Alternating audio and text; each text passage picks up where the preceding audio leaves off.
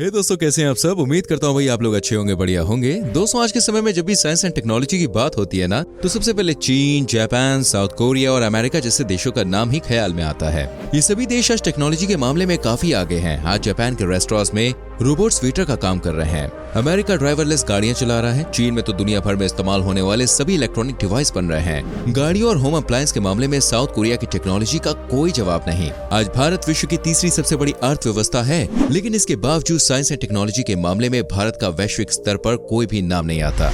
पिछले कुछ सालों का इतिहास उठाकर देखें तो आप शायद ही ऐसे किसी साइंटिस्ट का नाम बता पाएंगे जिसने इंटरनेशनल लेवल पर प्रसिद्धि हासिल की हो। लेकिन आजादी के समय के दौरान भारत ने दुनिया को सीवी रमन, जगदीश चंद्र बोस, मेघनाथ साहा, रामानुजन और सत्येंद्र नाथ बोस जैसे ना जाने कितने साइंटिस्ट्स दिए। उस समय वैज्ञानिकों के लिए भारत में परिस्थितियां बहुत ज्यादा अनुकूल भी नहीं थी। आज वैज्ञानिकों को अच्छी सैलरी दी जाती है, अच्छी लैब से लेकर बेहतर इक्विपमेंट तक सब कुछ मुहैया कराया जाता है। लेकिन फिर भी क्यों भारत टेक्नोलॉजी के क्षेत्र में इतना पीछे है? क्यों भारत आज भी जापान और अमेरिका की बराबरी नहीं कर सकता और तकनीक के मामलों में इन देशों से कई दशक पीछे चल रहा है?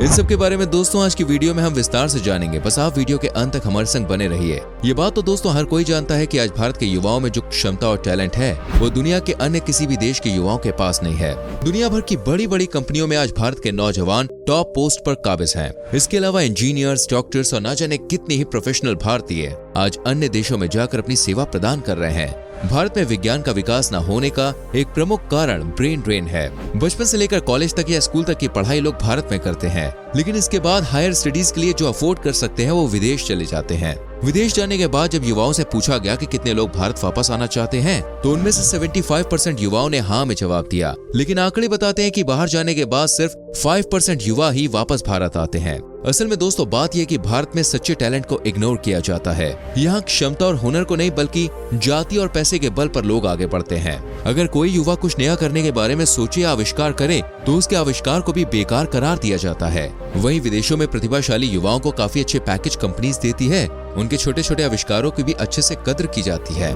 भारत में आज 12वीं करने के बाद युवा यूजीसी, नेट, नीट और जी के एग्जाम की तैयारी में लगते हैं, लेकिन इन कोर्सेज के लिए हमारे देश में बहुत ही कम सीटें उपलब्ध हैं। 99% बच्चों को अपना मनचाहा कॉलेज नहीं मिल पाता, जिसके बाद बच्चों के पास 3 ऑप्शंस होते हैं। या तो वो अपनी फील्ड चेंज कर ले और जहां दाखिला मिल रहा है वो वहीं ले लें, और अगर अपनी ही फील्ड में जाना चाहते हैं तो किसी छोटे मोटे कॉलेज में एडमिशन लेकर मन को संतुष्टि प्रदान करें। वहीं जिन बच्चों के माता पिता के पास पैसा है वो उच्च शिक्षा के लिए विदेश चले जाते हैं। भारत में युवा आबादी लगातार बढ़ रही है, जिसकी वजह से मार्केट में प्रतियोगिता का स्तर भी काफी ऊपर तक पहुंच गया है। ऐसे में युवा करे तो क्या करे, मजबूरन उन्हें विदेश जाकर ही पढ़ाई करनी पड़ती है। United Nation education, scientific and cultural organisation की रिपोर्ट के अनुसार साल 2018 में भारत के 7.5 लाख बच्चे विदेशों में पढ़ाई या नौकरी करने गए थे, और 2019 में सिर्फ 1 साल के भीतर ही इस आंकड़े में 45% की बढ़ोतरी हुई थी। 2019 में लगभग 11 लाख भारतीय युवा अन्य देशों में माइग्रेट किए गए थे।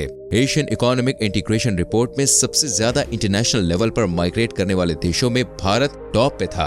आज भारत टेक्नोलॉजी के मामले में इतना पीछे है, जिसमें मुख्य दोषी हमारी सरकार भी है। किसी भी देश के आधुनिक विकास में देखें, रिसर्च एंड डेवलपमेंट का रोल बेहद अहम होता है, लेकिन आज 21वीं सदी में ही भारत देश बजट का सिर्फ 0.7% ही रिसर्च पर खर्च करती है। वहीं जापान, चीन और अमेरिका जैसे देशों में यह आंकड़ा 3% या उससे ज्यादा है, क्योंकि वहाँ की सरकार रिसर्च की अहमियत को समझती है। इसलिए जीडीपी का बड़ा हिस्सा रिसर्च के लिए खर्च किया जाता है। वहीं भारत में रिसर्च से ज्यादा जरूरी डिफेंस और अन्य चीजें समझी जाती हैं। फिजूल की योजनाओं में लाखों करोड़ों रुपए खर्च कर दिए जाते हैं, जिनमें से ज्यादातर योजनाओं का लाभ जनता तक पहुंच भी नहीं पाता है। आज भारत एजुकेशन सेक्टर में 1,04,000 करोड़ रुपए खर्च कर रहा है। वहीं डिफेंस क्षेत्र में बजट 5 गुना ज्यादा है। इस साल के बजट में डिफेंस के लिए 5.25 लाख करोड़ रुपए आवंटित किए गए हैं। जापान, अमेरिका और साउथ कोरिया के इतने तरक्की करने की वजह यह है कि इन देशों ने शुरू से ही अपने विकास के लिए साइंस एंड टेक्नोलॉजी का सहारा लिया है। लेकिन 5 दशक पहले का इतिहास देखें तो चीन और भारत एक ही लेवल पर खड़े हुए नजर आते हैं, लेकिन आज चीन भारत से कई गुना आगे निकल गया है। आज शायद ही कोई इलेक्ट्रॉनिक प्रोडक्ट हो जो चीन ना बना रहा हो। चीन का पड़ोसी देश ताइवान, जिसका एक समय तक कोई अस्तित्व भी नहीं था, वो दुनिया का सबसे बड़ा सेमीकंडक्टर का उत्पादक बन गया है। साल 2002 से 2005 के आंकड़ों पर नजर डालें तो भारत में कुल 19,500 रिसर्च पेपर्स प्रकाशित हुए थे। वहीं इस अवधि के दौरान चीन ने 50,000 से ज्यादा रिसर्च पेपर पब्लिश किए थे। फर्क साफ है कि एक समान जनसंख्या होने के बावजूद चीन ने हमसे 3 गुना ज्यादा तेजी से रिसर्च की, जिसके परिणाम आज हम सभी के सामने है। साल 2014 तक भारत में 1 मिलियन आबादी में सिर्फ 140 रिसर्चर्स होते थे। हालांकि 2021 में ये आंकड़ा बढ़ा है और HRD की रिपोर्ट के अनुसार अब भारत में औसतन 1 मिलियन लोगों पर 253 रिसर्चर्स हैं। लेकिन ये आंकड़ा आज भी अमेरिका जैसे देशों से बहुत पीछे है। अमेरिका में 1 मिलियन लोगों पर 4,500 से 5,000 रिसर्चर्स हैं। भारत में दोस्तों रिसर्च एसोसिएट की कोई खास अहमियत नहीं है और ना ही रिसर्चर्स को उनके काम के मुताबिक पैसे मिलते हैं। कंपनियों के अनुसार रिसर्च का काम कोई भी कर सकता है, इसके लिए अलग से प्रोफेशनल लोग हायर करने की क्या जरूरत है। और अगर रिसर्च या डेटाबेस तैयार करने के लिए कोई व्यक्ति हायर भी किया जाता है तो उसकी शुरुआती सैलरी 20,000 रुपए महीने से ज्यादा नहीं होती है। ये सैलरी सरकारी दफ्तरों में काम करने वाले एक चपरासी या 3rd डिवीजन क्लर्क से भी कम है। रिसर्च की जॉब अन्य जॉब की तरह नहीं है कि 9 से 5 आपको ऑफिस आना है और रोजाना कुछ न कुछ नई रिसर्च करनी है। इस शैली के साथ ना व्यक्ति रिसर्च कर पाएगा और ना ही वैज्ञानिक कोई आविष्कार कर पाएंगे। आविष्कार और रिसर्च के लिए फ्री माइंड की आवश्यकता होती है, जिसके लिए दिमाग का शांत होना बहुत जरूरी है। लेकिन भारत में इन चीजों के लिए कोई जगह नहीं है। अगर कुछ दिनों में आपने कोई रिसर्च नहीं की या नया आविष्कार नहीं किया तो कंपनी सीधे भैया बाहर का रास्ता दिखा देगी। देश में टेक्नोलॉजी को बढ़ावा देने के लिए इन्वेस्टमेंट की जरूरत भी पड़ती है, लेकिन भारत में कोई भी बड़ा व्यापारी नए काम में पैसा नहीं लगाना चाहता, फिर चाहे वो टाटा, बिरला और अंबानी ही क्यों ना हो। उदाहरण के लिए हमने बताया कि चीन का पड़ोसी देश ताइवान आज दुनिया में सबसे बड़ा सेमीकंडक्टर का उत्पादक है। भारत में बड़ी संख्या में सेमीकंडक्टर और चिप्स की डिमांड है। साल 2020 में भारत ने लगभग 1 लाख करोड़ के चिप्स अन्य देशों से इंपोर्ट किए थे। ताइवान, हांगकांग, थाईलैंड और वियतनाम जैसे देशों से भारत इन चिप्स को इंपोर्ट कर रहा है। ये कारोबार 2026 तक 5 लाख करोड़ तक पहुंचने की उम्मीद है। लेकिन इसके बावजूद भारत कोई भी सेमीकंडक्टर चिप प्लांट अपने देश में नहीं लगा रहा है। इन प्लांट्स को लगाने के लिए ही सिर्फ बड़ी इन्वेस्टमेंट की जरूरत होती है। समय के साथ जैसे जैसे टेक्नोलॉजी अपग्रेड होती रहती है, इन चिप्स के प्लांट में भी चेंजेस करने की जरूरत पड़ती है और इसके लिए भी रिसर्च एंड डेवलपमेंट की काफी जरूरत है। आज इंटेल और सैमसंग जैसी कंपनियां सिर्फ रिसर्च पर ही सालाना 20 से 25 बिलियन डॉलर्स खर्च कर रही है। भारत में आज भी कितनी जगह ऐसी है जहां इंटरनेट की सुविधा नहीं पहुंच पाई है। आज भारत 5G टेक्नोलॉजी लॉन्च करने की प्लानिंग कर रहा है। भले ही भारत के लिए 5G एक नई चीज है, लेकिन दुनिया 5G टेक्नोलॉजी को भुलाकर कब की आगे बढ़ चुकी है। ज्यादातर विकसित देशों में 6G टेक्नोलॉजी भी पुरानी हो गई है और अब भैया 7G और 8G टेक्नोलॉजी का जमाना है। वहीं भारत में इंटरनेट की स्थिति का आपको पता ही है।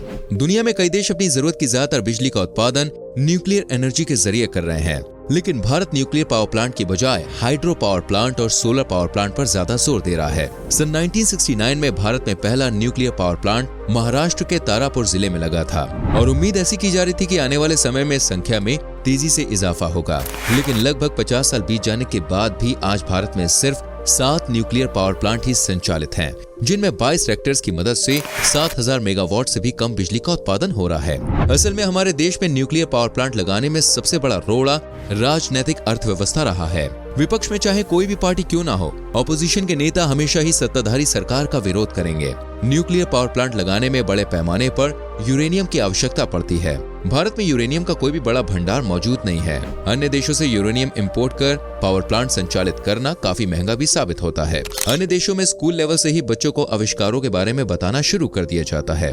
लोगों को नई नई चीजें जानने के लिए मोटिवेट किया जाता है। वहीं भारत में बच्चों को किताबी कीड़ा बनाने पर जोर दिया जाता है। हमारे यहाँ स्कूलों में कोई भी आइडियाज की बात नहीं करता। हमारे देश में जिन युवाओं के पास टैलेंट है वो यूपीएससी और पीएचडी जैसा करियर चूज करते हैं, लेकिन पीएचडी करने के पीछे ज्यादा लोगों का क्या उद्देश्य होता है वो हम सब जानते हैं। लोग डॉक्टर लगाने के लिए पीएचडी करते हैं, ऐसे ही कुछ सिविल सर्विसेज में भी होता है। युवा देश और समाज की सेवा के बजाय आईएएस के पद का आनंद लेने और पावर के लिए ही इस फील्ड को चुनते हैं। भारतीयों को अपनी सोच में दोस्तों बदलाव लाना होगा, तभी देश तरक्की की राह पर आगे बढ़ सकता है। हालांकि पिछले कुछ सालों के दौरान सोशल मीडिया पर कई तरह के एक्सपेरिमेंट्स वायरल होते हुए देखे गए हैं। खेतों में ड्रोन की मदद से बीज डालना हो या फिर एक्सरसाइज करते हुए कपड़े धोना हो या फिर बच्चे की जिद पर पिता द्वारा होममेड गाड़ी तैयार करना हो, इनका आविष्कार गांव के लोगों द्वारा ही किया गया है, जिसके ऊपर हमें गर्व होना चाहिए। वहीं शहर के युवा गेम्स वगैरह में लगे रहते हैं और कई घंटे बर्बाद करते हैं। वक्त का सदुपयोग कर अगर कुछ नए आइडियाज पर काम किया जाए तो यकीनन भारत बहुत ही जल्दी आधुनिक तकनीक के मामले में दुनिया के साथ कदम से कदम मिलाकर चल पाएगा।